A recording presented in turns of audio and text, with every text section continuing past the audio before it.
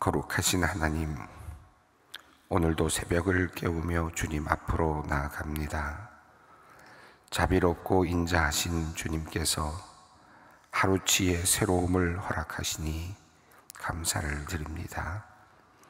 밤사이 우리의 연약함을 품어주셨던 주님, 이제는 새 날에 걸맞게 깨어있는 영혼으로 하루를 시작케 하여 주시옵소서. 주님 없이 걷는 시간은 허공을 더디는 것과 같습니다. 오늘도 우리의 발걸음을 친히 인도하여 주시고 주님과 동행하며 살아가게 하여 주시옵소서. 주님과 함께 시작한 하루이오니 하루의 마침도 주님의 평안 속에서 마무리하게 하여 주시옵소서. 주님, 오늘 우리의 손과 발이 닿을 삶의 자리를 위해 기도드립니다. 일터에서, 가정에서, 학교에서, 관계 속에서 감당해야 할 무게가 많고 해결해야 할 일도 많습니다. 지혜를 더하여 주시옵소서. 평정의 마음을 허락하여 주시옵소서. 오늘 우리가 누군가에게 짐이 아니라 쉼이 되게 하시고 경쟁의 대상이 아니라 격려의 통로가 되기를 원합니다. 또한 하루의 모든 순간이 주님의 성실하심을 드러내는 기회가 되기를 원합니다. 하나님, 보이는 일에만 얽매이지 않게 하시고 보이지 않는 주님의 뜻을 늘 마음에 새기며 보이지 않는 곳에서 하나님을 기쁘시게 하는 오늘이 되게 하여 주시옵소서. 역사의 주관자이신 하나님, 이 나라 대한민국을 주님의 손에 의탁합니다. 위정자의 정신을 깨워주셔서 국민의 뜻을 올곧게 반영케 하시고 정직과 책임의 덕을 회복케 하여 주시옵소서. 경제는 여전히 어렵고 청년들은 일자리 구하기가 어렵습니다. 중산층은 흔들리며 자영업자들의 현실은 버겁습니다. 그러하오니 주님, 그들의 신음에 응답하여 주시고 공정과 정의, 신뢰와 협력이 다시 회복되는 사회가 되게 하여 주시옵소서. 특별히 다음 세대를 위한 교육과 주거의 정책이 진정 미래를 위한 책임 있는 설계가 되게 하시고 사회의 가장 약한 이들에게까지 사회의 온기가 전달되게 하여 주시옵소서. 창조주 하나님, 여름의 한복판에서 잦은 폭우와 폭염, 태풍과 같은 자연의 격변이 우리의 삶을 흔들고 있습니다. 기후 위기 속에 살아가는 세대에게 자연을 향한 경외의 마음을 회복시켜 주시고 창조 질서를 돌보는 책임감을 우리 안에 새겨 주시옵소서. 농민과 노동자, 야외에서 일하는 사람들, 그리고 재해로 집을 잃고 삶의 터전을 잃은 사람들에게 위로와 회복을 더하여 주시옵소서. 우리가 소비와 편리를 위해서 남용한 자원과 무분별한 개발을 되돌아보게 하시고 창조의 아름다움을 보존하고 지키는 데 있어 우리 교회가 먼저 앞장서게 하여 주시옵소서.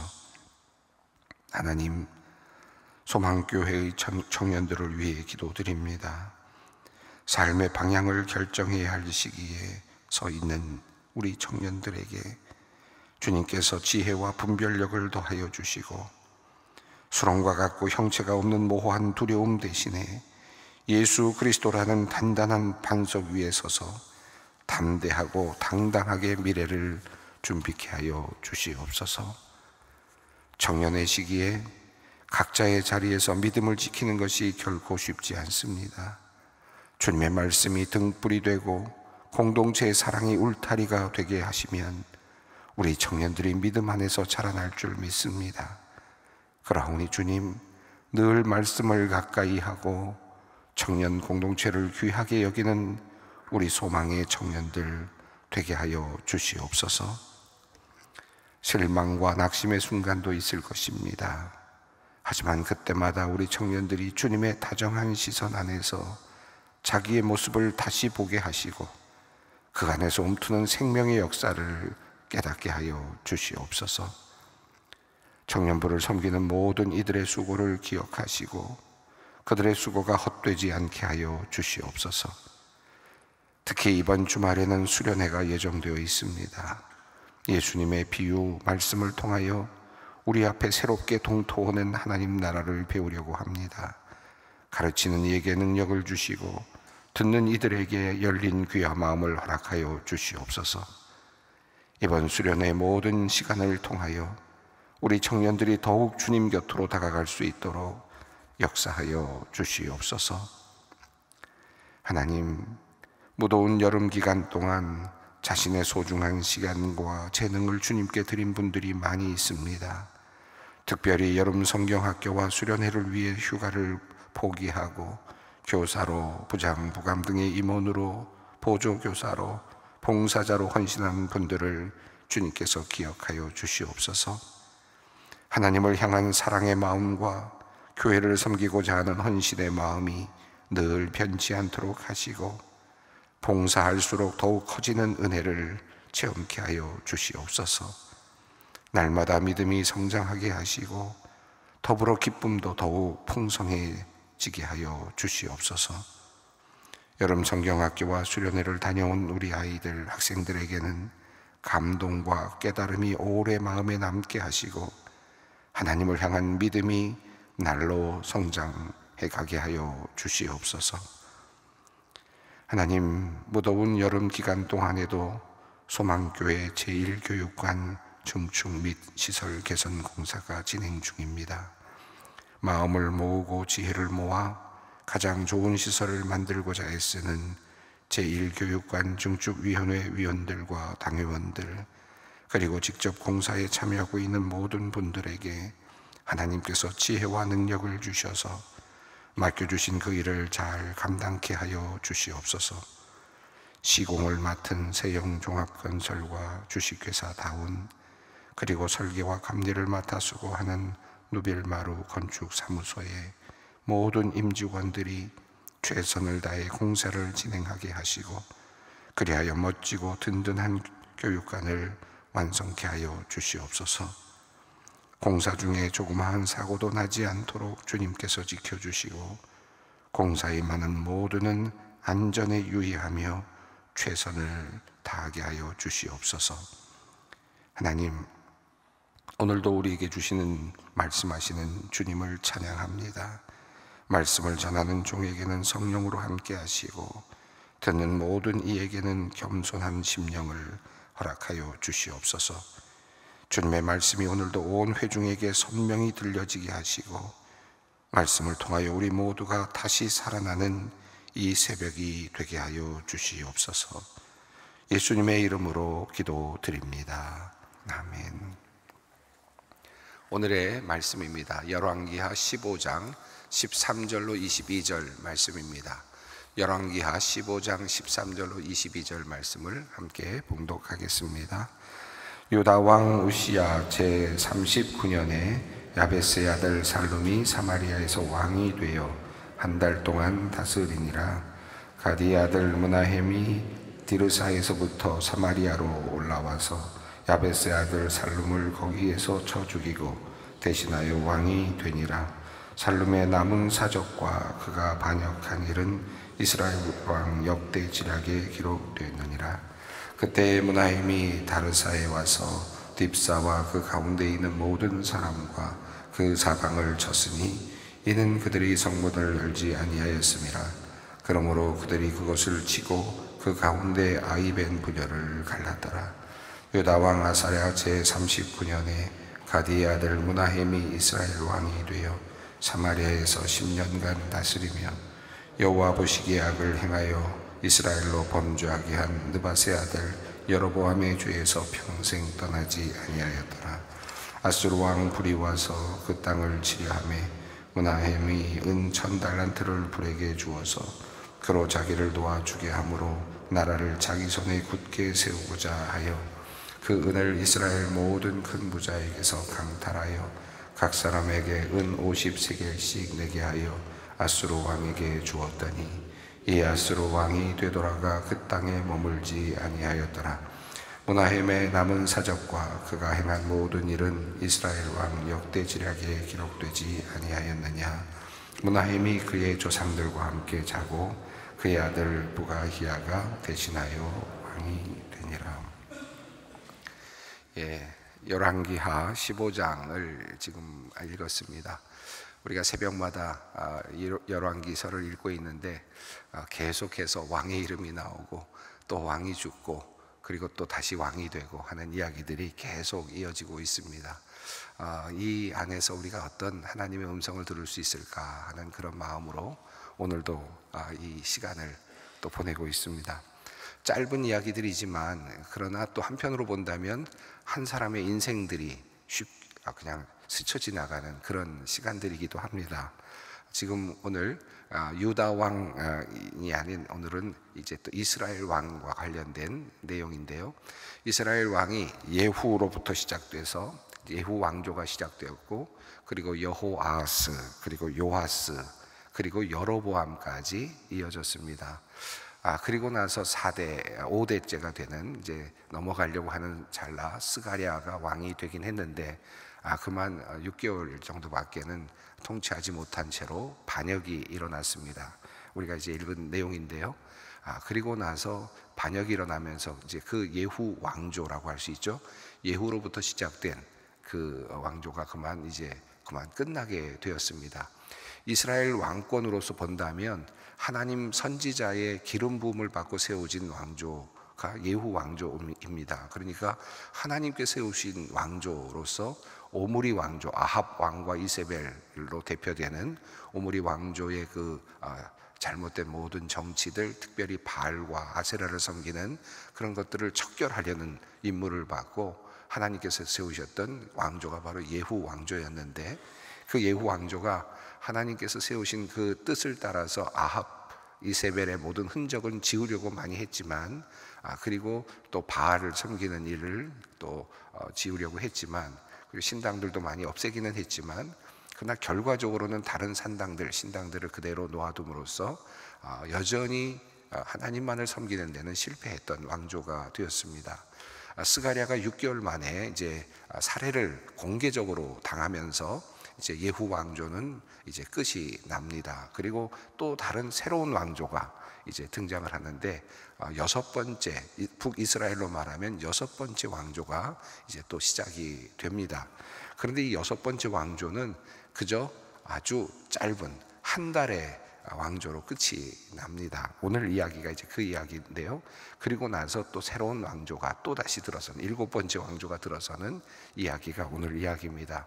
짧은 내용이지만 왕조로 따지면은 이제 또 두 개의 왕조가 이제 또 등장하는 그런 셈이 되겠습니다. 13절을 함께 읽겠습니다. 유다 왕 우시야 제39년에 야베스의 아들 살룸이 사마리아에서 왕이 되어 한 달 동안 다스리니라.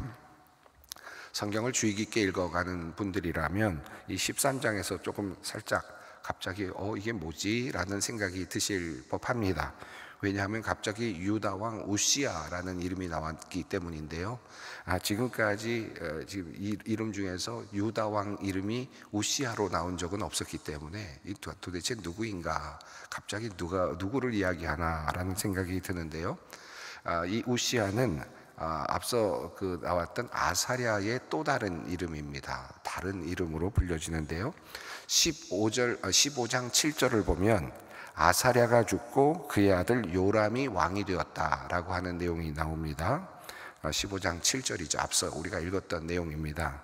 그런데 이제 뒤에 가면 15장 30절에 우시야의 아들 요람이라는 표현이 또 나옵니다. 그러니까 이 요람이라는 이름으로 이렇게 우리가 이렇게 연결을 해보면 지금 이 아사랴라는 이름과 우시야라는 이름은 이제 같은, 그러니까 동명이 아니죠. 다른 이명 동인입니다. 그러니까 이름이 서로 다른 것 같지만 같은 사람이 되겠습니다. 이런 예들은 자주 성경에 나오고 있는데요.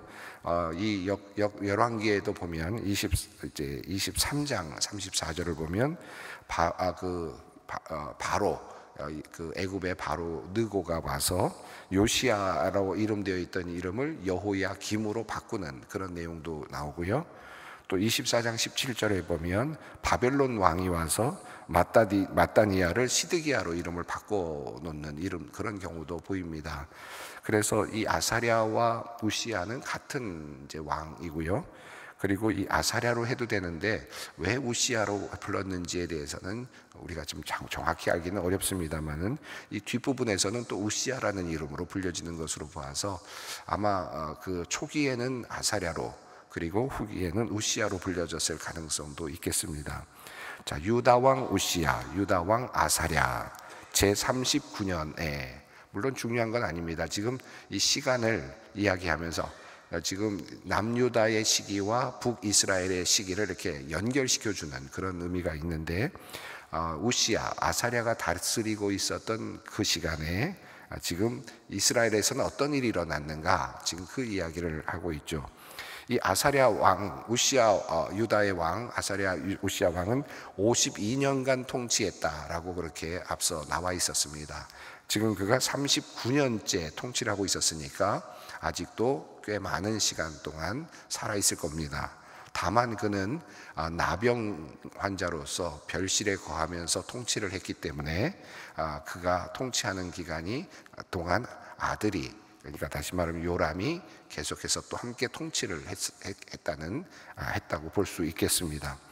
어쨌든 통치의 기간이었던 유다 왕 아사랴의 기간에 지금 북이스라엘에서는 그 예후 왕조 100여 년에 걸쳐서 지금 내려왔던 4대, 이제 5대째로 막 넘어가는 그 기간에 내려왔던 예후 왕조가 그만 무너지고 말았습니다. 스가랴가 죽고 나서 살룸이 이제 정권을 잡게 된 겁니다. 13절에 보면 야베스의 아들이라고 이렇게 되어 있는데요. 야베스의 아들, 보통 우리가 야베스의 아들, 누구의 아들이라고 할 때는 몇 가지 가능성이 있습니다. 혈통적으로 이제 바로 위에 아버지가 누구인지를 말할 때 그 야베스가 아버지일 경우에 야베스의 아들이라고 하는 것, 당연히 그렇게 이야기할 수 있겠죠. 그런데 때로는 또 한편으로는 이 야베스의 아들이 바로 자기 아버지 이름이 아닌 경우도 있습니다. 위로 쭉 올라가서 특정할 만한 사람, 특별한 어떤 선조의 이름을 거명하면서 그의 아들이라고 이렇게 이야기하는 경우도 있죠. 그러니까 그의 할아버지거나 증조 할아버지거나 그 위로 올라가서 특정할 만한 분을 기억할 만한 그런 가문의 특별한 분을 이야기하면서 그의 아들이라고도 말하기도 합니다. 또 한편으로는 그의 아들, 야베스의 아들이라는 경우는 지역의 명칭을 또 따오기도 합니다. 야베스 지역에서 살았던 사람으로서의 또 어떤 그 출신을 이야기하기도 합니다. 학자들은 이 내용, 야베스의 아들이라는 이 부분을 그 지역으로 이렇게 이해를 하고 있습니다. 그렇게 되면 요단 동편입니다. 요단 동편, 가나안 땅이 아니라 요단 동편에 살고 있었던 이 살룸이 지금 이스라엘 왕이 되었다라고 이렇게 볼 수 있겠습니다. 이 야베스의 아들이라는 표현이 한 번 나오는 게 아니고요. 13절, 그 다음에 또 14절, 또 그 앞에도 나와서 3번이나 반복되고 있어서 아마 그 출신을 조금 더 강조하려는 듯 보입니다. 자, 이스라엘 왕, 이 사마리아 지역을 중심으로 다스리고 있었던 이스라엘 예후 왕조가 그만 요단 동편에 있는 야베스 지역의 출신의 사람에게 왕권이 넘어갔다, 이렇게 볼 수 있겠습니다. 자, 그런데 그가 어떻게 되었습니까? 14절 읽습니다. 가디의 아들 므나헴이 디르사에서부터 사마리아로 올라가서 야베스의 아들 살룸을 거기에서 쳐 죽이고 대신하여 왕이 되니라. 그러니까 스가랴까지 예후 왕조가 쭉 진행이 된 것으로 봐서 100여 년을 지탱이 되다가 살룸이 반역을 한 셈입니다. 쿠데타를 한 셈이 되겠죠. 그리고 13절을 보면 그가 얼마 동안 다스렸다고 하느냐면 한 달 동안 다스렸다. 그러니까 그가 정권을 잡았지만 불안정한 상태에서 바로 또 다른 역쿠데타라고 할 수 있겠는데 또 다른 반역이 일어났습니다. 가디의 아들 무나햄이라고 이렇게 표현을 했는데요. 이 무나햄이 어디서부터 왔느냐? 디르사에서부터 왔다 이렇게 되어 있습니다. 이 디르사라는 지역은 과거에 그러니까 북이스라엘로 말하면 그 2왕조, 3왕조 이렇게 이어지는 과정 속에서 오므리 왕조 직전까지 그 수도처럼 사용되었던 그런 지역입니다. 열왕기상 15장 33절을 보면 그 이유를 보면 그 바사 왕이 이 왕조죠. 여로보암 다음에 세워진 두 번째 왕조가 바사 왕조가 24년 동안 그곳에서 통치하면서 수도처럼 사용했고, 그리고 그의 아들 엘라가 2년 동안, 그리고 나서 가장 짧은 기간 동안 다스렸던 시므리가 7일간, 그리고 오므리 왕조로 시작되는 아합 왕의 아버지가 되는데, 그 오므리 왕조가 그곳에서 시작이 돼서 12년 동안 오므리 왕이 다스리는 중에 6년 동안 바로 이 디르사에서 함께 지냈습니다. 그러니까 디르사는 과거 이스라엘 왕들이 살았던 수도의 역할을, 이스라엘의 수도 역할을 했던 곳입니다. 그러니까 물론 당연히 번영했겠죠. 그리고 나름대로 정치적, 어떤 경제적, 군사적인 어떤 힘도 분명히 있었을 겁니다. 여기에서 무나햄이 왔다라고 되어 있는데요. 학자들은, 특별히 요세푸스의 기록에 근거해서 학자들은 이 무나햄이 아마도 여로보암의 군 사령관이었을 것으로 그렇게 추측을 합니다. 그러니까 여로보암 그리고 스가랴로 이어지는 그 예후 왕조가 무너지는 것을 보고, 그리고 살룸이 반역한 것을 보고 군대를 이끌고 와서 다시 평정한 것으로 이렇게 이해할 수 있겠습니다.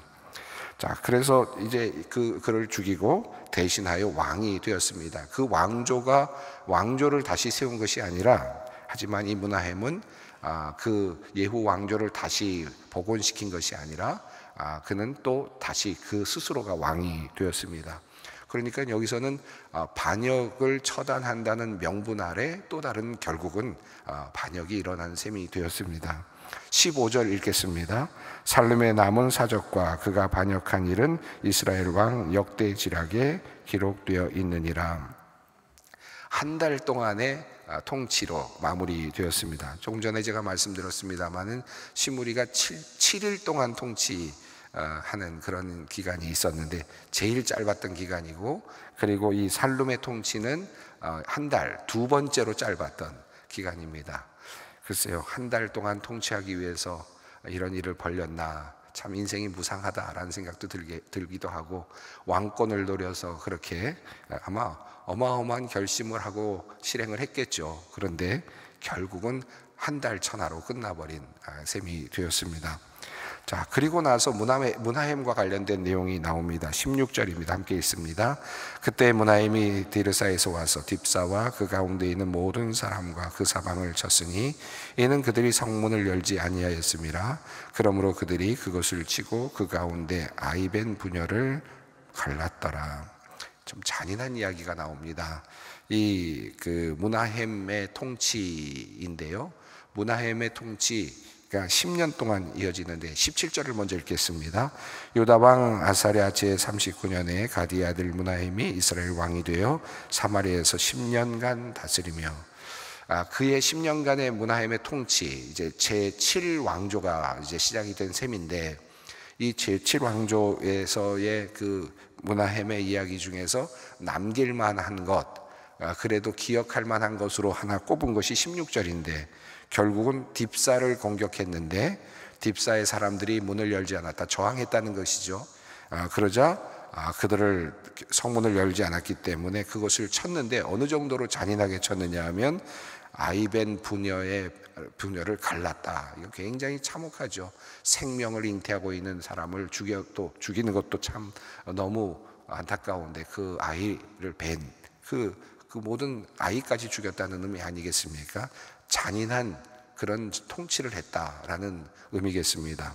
이 딥사의 그 위치에 대해서는 약간의 그 이야기가 있습니다. 아주 멀리 올라가서 유브라데스 강변까지 올라간 곳에 딥사라는 정확한 이름이 있긴 한데, 여기서 이 문맥상으로 딥사가 거기까지 올라갔겠는가, 이 왕이 무나헬미 거기까지 올라갔다기보다는 아마 그 지역에 있는 또 다른 사마리아 주변에 있는 또 다른 곳이 있는데, 답부아라고 하는 곳이 있는데, 아마도 그것을 아마 그렇게 표기한 것이 아닌가로 그렇게 이해합니다. 그게 중요한 건 아닌 것 같아요. 여기서 뭐 영토 확장을 했다는 것을 알리려는 것은 아닌 것 같고, 그의 잔인함을 지금 보여주고 있습니다. 자, 18절입니다. 여호와 보시기에 악을 행하여 이스라엘로 범죄하게 한 느밧의 아들 여로보암의 죄에서 평생 떠나지 아니하였더라. 자, 그의 죄, 지금 무나헬미 새로운 왕조를 시작했지만 그는 잔인하게 폭정을 그리고 통치를 했다라는 것을 알 수 있고요. 여전히 하나님 앞에서 여로보암의 죄, 다시 말하면 단과 베델에서 금송아지를 섬기는 일을 끊지 않았다라는 것이고요. 그리고 이제 19절부터 그 20절까지 읽겠습니다. 아수르 왕 불이 와서 그 땅을 치려하며 무나헬미 은 1000달란트를 불에게 주어 그로 자기를 도와주게 하므로 나라를 자기 손에 굳게 세우고자 하여 그 은을 이스라엘 모든 큰 부자에게 강탈하여 각 사람에게 은 50세겔씩 내게 하여 아수르 왕에게 주었더니 이 아수르 왕이 되돌아가 그 땅에 머물지 아니하였더라. 여기서 이제 아수르 왕이 등장을 합니다. 그 전까지는 아람 왕이 등장을 했는데 북이스라엘과 관련해서, 그런데 이제 아수르가 강성해지면서 아수르가 침범을 해오는데요. 여기 불이라고 하는 이름은 뒤에 나오는 디글랏 빌레셋, 디글랏 빌레셀 3세를 말합니다. 이제 29절 이후에 이제 나오게 되는데 불이라는 이름으로 불리기도 했습니다. 자, 그런데 그가 해결한 방법은 은 1000달란트를 주고 자기를 돕는 세력으로 이렇게 만들고, 그래서 그를 이제 돌려보내게 됩니다. 결과적으로는 이것이 이제 아수르가 이제 이스라엘을 계속해서 침범해 올 수밖에 없는 상황이 되고, 결과적으로는 아수르에게 멸망을 당하게 되는 단초가 되기도 했습니다. 결국 그는 자기 자신의 정권을 유지하기 위해서 이제 그 사람들의, 그 부자들의 것을 강탈했습니다. 20절을 보면 큰 부자에게서 강탈하여라고 하는 표현이 나오는데요. 많은 그 있는 사람들에게서 다 돈을 강탈해서 지금 자기의 정권을 유지하고 나라를 이제 세워가려고 했습니다. 그는 강폭하게 사람들을 다스렸고 또 그 재산들을 강탈하는 그런 일을 하면서 자신의 왕조를 이어가려고 합니다. 그리고 그의 아들에게 넘겨주지만 실제로 결국은 그의 길은 결국은 패망의 길로 지금 달려가고 있는 셈이 됩니다. 이 말씀을 우리가 쭉 읽었는데 늘 읽어오면서 하는 얘기지만, 한 사람의 인생을 무엇으로 정리할 수 있을까? 왕이라고 할지라도 어떻게 우리가 정리할 수 있을까? 지금 오늘 무나헬미에 대한 이야기를 쭉 읽었습니다마는 반역에 대한 역구테타이지만 결국은 자기의 정권을 얻는데 모든 인생을 쏟았고, 결국은 스스로가 왕이 되고, 그리고는 아주 잔혹하게 사람들을 대하면서 정치를 하고, 심지어는 아이벤 사람의 배를 가를 정도로 잔혹한 정치를 했던, 그러면서도 또 사람들의 돈을 강탈해서 자신의 어떤 정권을 유지하려고 했던 이 모든 모습, 그리고도 또 하나님 앞에서도 온전하지 못했던, 여로보암의 죄에서 떠나지 않았던 그 정치인이라고도 할 수 있겠습니다. 자, 이렇게 아무런 평가도 없는 것이 같이 지나가지만 이 이야기를 통해서 한 사람의 인생을 또다시 보게 하십니다. 글쎄요, 하나님 보시기에 좋았을까요? 하나님 보시기에 아름다운 인생이라고 할 수 있었을까요? 그가 10여 년 동안 어쩌면 부귀도 누리고 또 정권도 누렸겠지만 하나님의 평가는 이렇게 그냥 이렇게 지나가고 있습니다. 오늘 이 말씀을 또 읽으면서 수많은 열왕기에 나오는 왕들의 이야기, 나의 인생은 어떤 인생인가, 물론 내가 왕은 아니지만 나는 어떤 인생을 지금 살고 있나 한번 돌아볼 수 있었으면 좋겠습니다. 함께 기도하겠습니다. 하늘에 계신 우리 아버지, 아버지의 이름을 거룩하게 하시며 아버지의 나라가 오게 하시며 아버지의 뜻이 하늘에서와 같이 땅에서도 이루어지게 하소서. 오늘 우리에게 일용할 양식을 주시고 우리가 우리에게 잘못한 사람을 용서하여 준 것 같이 우리 죄를 용서하여 주시고 우리를 시험에 빠지지 않게 하시고 악에서 구하소서. 나라와 권능과 영광이 영원히 아버지의 것입니다. 아멘.